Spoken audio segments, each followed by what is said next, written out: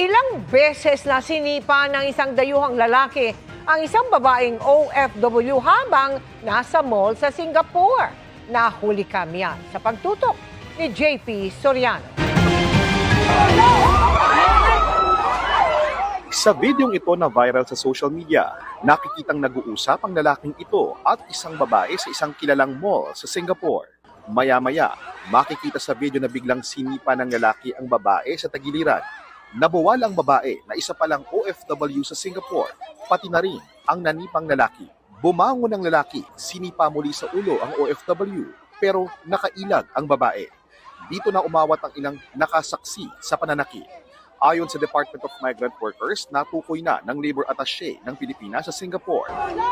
Ang kababayan natin nasa video, nakausap na rin daw siya at naabisuhan na sa mga tulong na maaaring ipagkaloob sa kanya bilang Pilipino.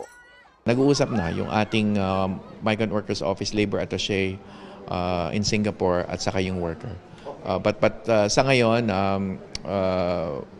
inaalam pa natin yung exact cause ng pangyayari. And of course, medical assistance is the most basic there. So kung pangangailangan ng medical assistance. And then of course, yung filing of a complaint, our lawyer will stand ready to help her. Naikwento na raw ng OFW ang pangyayari sa Labor Attaché ng Pilipinas sa Singapore, pero hindi raw ito maidedetalye sa publiko ngayon. Gayunpaman, wala raw puwang ang anumang uri ng pananakit lalo na sa ating mga kababayan abroad. It's assault, physical assault, di ba? It's a crime anywhere in the world. So especially in Singapore. So we definitely are looking into it and taking the necessary legal action.